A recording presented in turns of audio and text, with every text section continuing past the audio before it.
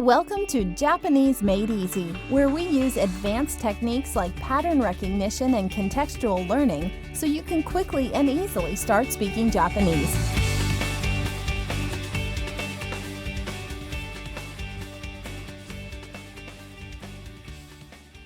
Hi, Greg here. Welcome to episode 15 of Japanese Made Easy. You may already know this word, but don't skip because we'll be learning another related word as well. First, just listen. 明日明日 If today is Monday, 明日 is Tuesday. February 14th is Valentine's Day, so if today is February 13th, Valentine's Day is... 明日 Recalling that in Japanese, time-related words tend to go at the front of the sentence, tell somebody, tomorrow I'm going to Kyoto. 明日京都に行く You're going somewhere with a friend named Sayaka. How would you translate this sentence literally? 明日さやかと東京駅に行くよ Literally, that would be tomorrow, Sayaka with, Tokyo Station, target location, go or will go. And more naturally, I'm going to Tokyo Station with Sayaka tomorrow. Polite Japanese, tell somebody, I'm going to a department store tomorrow. 明日デパートに行きます And I'm going to Osaka with Sayaka tomorrow. 明日さやかと大阪に行きます Okay, let's get another time word. あさってあさって If today is Monday, あさって is Wednesday. Try and answer this question. If today is the 15th and your birthday is あさって how many days until your birthday? That would be 2. Finish this sentence. The day after 明日 is あさって or the day after tomorrow. Let's put that one to work. First, you tell somebody what you often do. How would you translate this? ラーメンを食べる I eat ramen. Tell somebody, the day after tomorrow, I'll eat sushi. あさって寿司を食べる We could be dropping the O particle in these short casual sentences, but we'll leave it in just for practice. Ramen in Sapporo is known for being very good, so let's try literally. The day after tomorrow, Sapporo de, recalling that de equals the place where the action will occur, ramen o will eat. A bit more naturally, the day after tomorrow, in Sapporo, I'll eat ramen. How would you say that in casual Japanese? あさって札幌でラーメンを食べる This next one is a long word and a delicious food. If you spent time in Japan, you will likely have tried it. If you haven't been to Japan, do try it when you get here. First, listen. お好み焼き Please repeat. お好み焼きお好み焼きお好み焼き And a city you already know, but let's get the Japanese pronunciation. 広島 Most cities in Japan have a food that is well known and associated with the city. If you ever stop through, 広島 definitely try some Hiroshima style. お好み焼き A friend is headed to. 広島 In casual Japanese and starting with the day after tomorrow, Try asking somebody, are you going to have okonomiyaki in Hiroshima the day after tomorrow? Take your time. あさって広島でお好み焼き食べる？あさって広島でお好み焼き食べる？ Major train stations often have restaurants and other amenities. So, how would you translate this version of the question? あさって大阪駅で友達とピザ食べる？ Listen one more time. あさって大阪駅で友達とピザ食べる？ I'd translate that as, are you going to eat pizza with a friend at Osaka Station the day after tomorrow? Of course, the word order in English could have been different from my version, but as long as we get the gist. Okay, just one more of these types of questions. Let's use tomorrow. Try asking, are you going to drink orange juice with Kenji at the hotel? 明日、ケンジとホテルでオレンジジュース飲む？ More natural speed. 明日、ケンジとホテルでオレンジジュース飲む？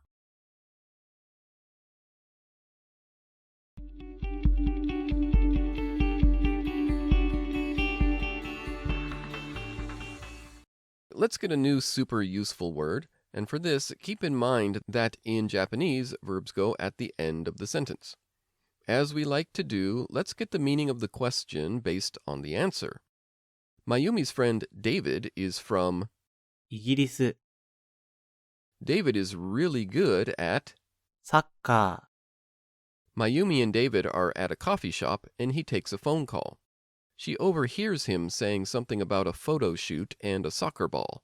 She asks him, サッカーする？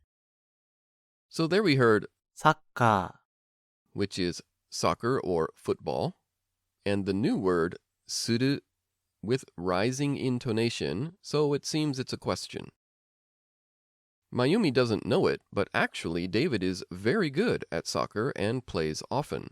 He answers, ー、うん、するよ。 yeah, and then suruyo. Let's try another one, but that isn't a sport. Listen to both of these examples, which are actually the same idea but said two different ways, E メール、 which is email, and recently just メール、 is common. This is referring to electronic mail. There are different words for traditional snail mail. From here on out, we'll go with. メール。 So David has cut the coffee short and goes to a photo shoot. He says to Mayumi, 明日メールするよ。 tomorrow, email suru yo. So upon hearing a sport and suru, in English, the mind tends to go to the idea of play. But we also heard suru with email. And of course, play doesn't work for that. So think of suru as the universal to do something. In English, if we say something like, oh, you do soccer? That's not really natural, but that's essentially how we are saying it in Japanese. Essentially asking, is soccer something that you do? And then, うん、するよ。 yeah, I do, with I being understood. Then we had the other example, 明日メールするよ。 literally, tomorrow, email will do. More naturally, David is saying to Mayumi, I'll send you an email tomorrow. Let's see if you can get this next one. A couple days later, Mayumi meets up with her friend Tiger. Tiger's pretty good at golf. In fact, on the way to the coffee shop, she saw him on the cover of a golf magazine. Recalling our casual questions with no, when wanting a bit of clarification, how would she ask him, you play golf? ゴルフするの？ How would he reply, yeah, I do? うん、するよ。 This is a good time for a reminder. There's a difference between meaning and translation.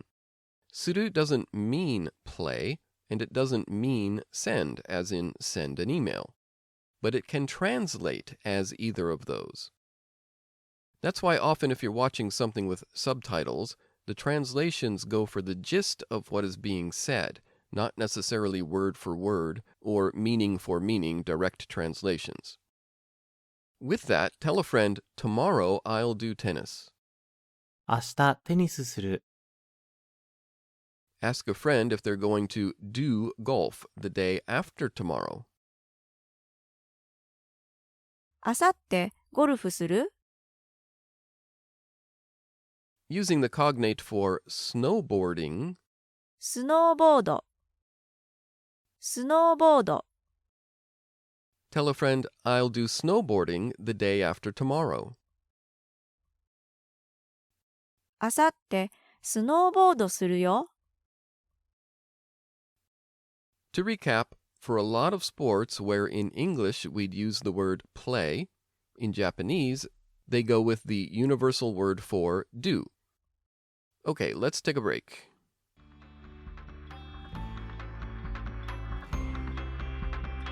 And now here's your tip of the day from Japanese Made Easy. Today, I want to talk about a strategy for getting by if you visit Japan. In my first year in Japan, at least twice I had gotten on the wrong train. Fortunately, in both cases, I got off before they left the station. But they were close calls. At Kansai Airport, after arriving in Japan, basically very tired after a long flight, I had to then take a few trains to get to my place in Japan. I was sitting in a seat waiting for the train to leave and still had my ticket out. The lady sitting next to me noticed that the ticket didn't match the train I was on. There were two sets of tracks and I was on the wrong side. I should have been on the train headed in the opposite direction. This was a long time ago and I don't remember exactly what she said, but fortunately she helped me out and I got the idea. Wrong train. That one over there is yours. I do remember scrambling to get all my stuff out the door before they closed and the train started moving. I barely made it, but luckily I did. After that, another time in a city I wasn't familiar with, I showed a person my ticket and asked, "This train?" And they said, "Nope," and pointed out the window to a different track. So from then on, I made a personal rule. Always show my train ticket to somebody on the platform before getting on, or in the train right away when I do get on, and confirm by pointing to the ticket and saying, "This train," in Japanese. Keep in mind, I do have about a 97% overall correct train getting on percentage. It's just those 2 times early in the game that lowered my average.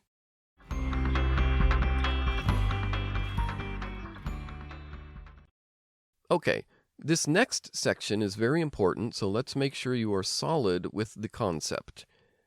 If you're a Japanese Mastery Method student, this will be review as it's dealt with in the main course, as well as in the Fluency in Casual Japanese course. Still, though, review of the basics is always a good thing. So, if somebody doesn't know Mr. Woods all that well, they'd be using polite Japanese, of course. Listen to how they'd ask if he's going to play golf tomorrow. 明日ゴルフをしますか？ He replies, "Yes, will do." はい、します。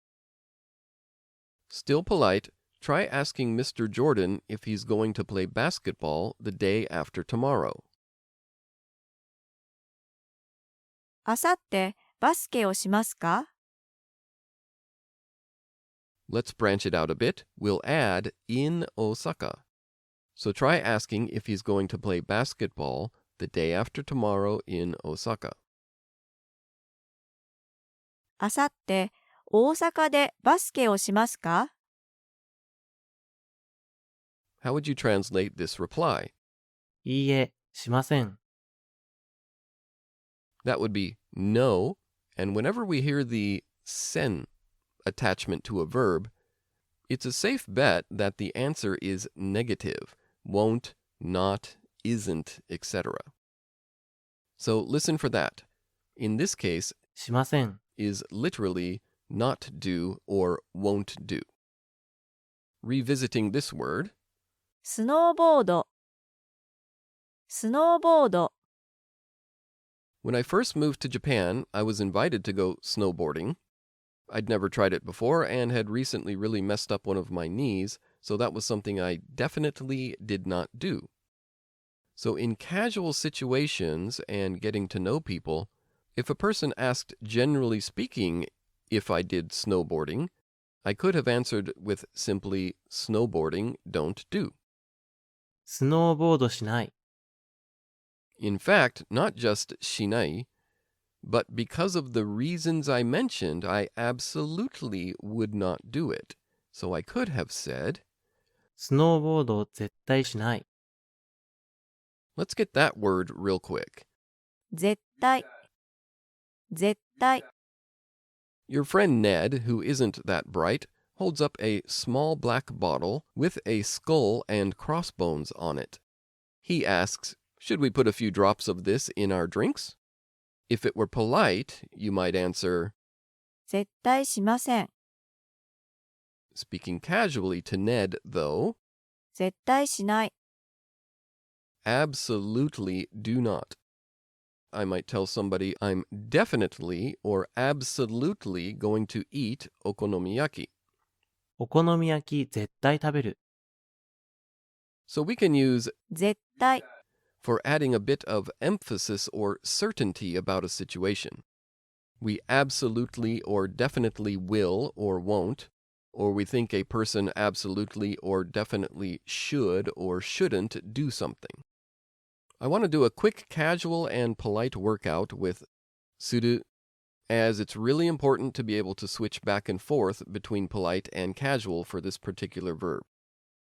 So I'll say an activity and then don't or do, as in do generally or don't do generally. And you say the casual and then polite versions. Here's an example. Tennis, do.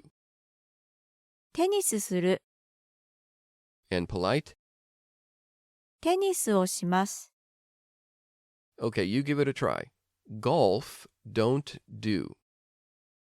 ゴルフしない、 And polite, ゴルフをしません。 probably uncommon, but just to practice, staying off the grid, don't do email. メールしない、 And polite, メールしません。 do or send an email. メールする、 And polite. メールします。 Notice that bowling and tennis had the o particle, while mail didn't. This is because mail and suru are combined as the actual verb. For the English usage, I'll mail you, where mail is used as a verb, we can't say I'll tennis you tomorrow. So the o particle is used as usual. Simply, though, just use o with sports when speaking politely. Just about done with this lesson, so let's run through a couple new activities and work with the past tense at the same time. First, just repeat. ボーリング、ボーリング、 Mayumi asks Keiko if she wants to go bowling. ボーリングする、 Keiko declines, as she doesn't want to do bowling 2 nights in a row. She mentions that just last night, ボーリングした、 she then mentions that she was bowling with Kenji, actually. ケンジとボーリングした。 How would Mayumi ask, where? More specifically, where was the location that the action took place? どこで？ Another activity that people sometimes mention as a hobby or what they did on a date is ドライブする、ドライブする、 so that's a combination of the word drive and do. Listen again. ドライブする、 There is no V sound in Japanese, so it's changed to a B. ドライブする、 In other words, to go for a drive. Keiko tells Mayumi, I went for a drive with Kenji. Focusing on the past tense here. ケンジとドライブした。 If she wanted to say that in polite Japanese, ケンジとドライブしました。 again, this is not a sport, and the words drive and suru are functioning as one. For example, we drove. So we don't need the o particle. Tell somebody in casual Japanese, I went bowling in Kyoto. 京都でボーリングした。 And polite, 京都でボーリングをしました。 okay, let's use the short version of the word, スノーボード、 which is just スノボー、スノボー。 casual Japanese. Try saying, I did snowboarding with a friend. 友達とスノーボードした。 And polite, 友達とスノーボードをしました。 snowboarding we'll say is a sport, so we had the o in there. And finally, tell a friend about a wild night out. Say, I did bowling with a friend in Tokyo. 友達と東京でボーリングした。 All right, we're making some serious progress now. We'll cover more noun and suru combinations that form verbs in the next episode. See you there. This has been another episode of Japanese Made Easy. For additional practice audios and downloads, visit JapaneseMadeEasy.com.